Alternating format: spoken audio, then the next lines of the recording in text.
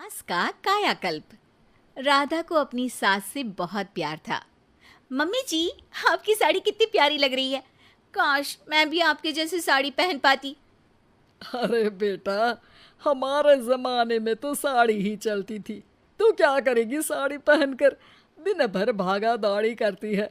Sari comfortable नहीं feel कराएगी। तू तो ऐसे ही जचती है बेटा। राधा सास को लेकर घूमने जाती, सैर करती और उनसे खूब बातें किया करती थी। एक दिन, अरे राधा और माँ, सुनो, अब हम लोगों को बम्बई चलना पड़ेगा। मेरी नई नौकरी वहीं लगी है। अरे वाह माँ, कितना मजा आएगा ना। अरे नहीं नहीं, मैं नहीं जाऊंगी। बड़ा शहर, बड़े लोग, मेरा दिल नहीं लगेगा। अरे माँ, मैं हूं ना आपके साथ। और सारा परिवार बड़े शहर में शिफ्ट हो जाता है। एक दिन, राधा, तू भी अब नौकरी में जाने लगी है। मैं तो बोर हो जाती हूँ।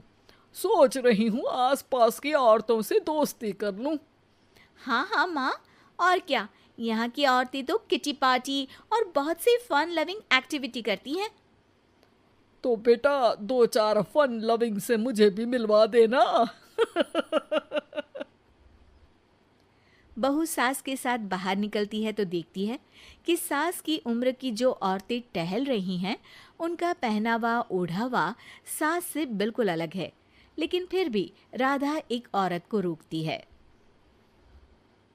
Hello aunty, how are you? Oh great darling. Aunty, हम लोग यहाँ नए शिफ्ट हुए हैं। ये मेरी मम्मी है।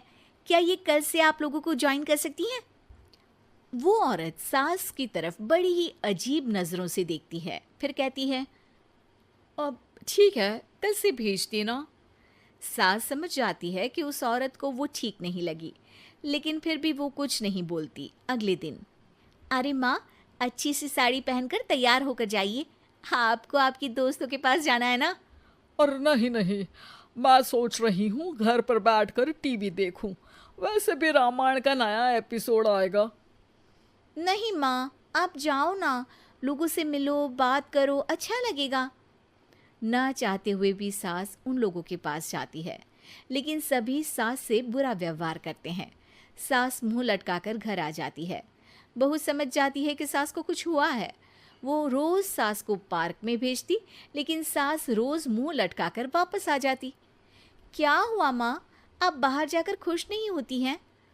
अरे बेटा, खुश तो हूँ लेकिन लेकिन क्या माँ, आपको तो लोगों से मिलना, बातें करना अच्छा लगता था।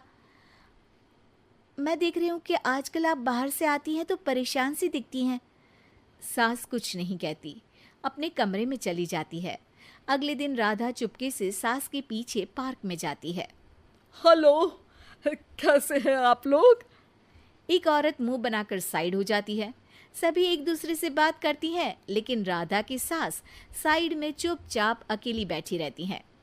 राधा घर आती है और सास के वापस आने का इंतजार करती है। सास मुंह लटकाकर घर आती है। अरे मम्मी जी, तब से इंतजार कर रही हूँ, जल्दी तैयार हो जाइए, मार्केट जाना है। राधा सास को लेकर बाजार जाती है और उन्हें कुछ मॉडर्न कपड़े दिलाती है। अगले दिन सास उन कपड़ों को पहनकर पार्क में जाती है। Oh my god, you are looking gorgeous. Beautiful top, कहाँ से लिया? हे, मेरे घर में कल किटी है, तुम जरूर आना। अजीब औरतें हो तुम लोग। मैं रोज आती थी, तब तो तुम लोग सीधे मुंह बात भी नहीं करती थी। आज इन कपड़ों को देखकर तुम मुझे घर बुला रही हो।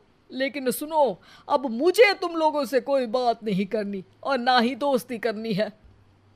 अरे तुम तो बुरा मान गई। वैसे दोस्ती नहीं करनी थी तो ये कायाकल्प क्यों किया? ये मेरी बहू ने किया है। मैं यहाँ सिर्फ ये देखने के लिए आई थी कि तुमको मुझसे समस्या है या मेरे कपड़ों से। कपड़े तो बदले जा सकते हैं। अच्छा चलो, जो भी हो, अब हम लोग तुम्हें अपने साथ रखने को तैयार हैं। लेकिन अब मुझे तुम लोग नहीं पसंद। ये बोलकर राधा की सास वहां से चली जाती है। वाह माँ जी, आज तो आपका चेहरा खिला खिला सा लग रहा है। लगता है आपकी सहेलियों ने आपको अपना लिया। हाँ, वो तो अपनाना ही था। दिखावे वाली जो है वो, मेरे कपड़े बदलते ही उनका दिल बदल गया। लेकिन आज मैं उन्हें मना कर आई, अरे क्यों माँ जी? क्योंकि उन लोगों को मुझसे नहीं मेरे कपड़ों से दोस्ती करनी थी। वैसे मेरे पास तो तू है ना, मेरी प्यारी बहू, मुझे किसी की जरूरत नहीं है। अरे नहीं नहीं माँ जी, आप ऐसा क्यों सोच रही हैं?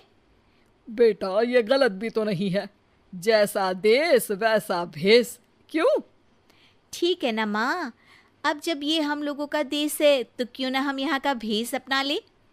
हाँ हाँ जरूर, मैं तो तैयार हूँ। समय के साथ खुद को बदलने में कोई बुराई नहीं है, लेकिन कहीं नकल के चक्कर में बंदर ना दिखने लगूं। खैर, बहू लग जाती है सास की काया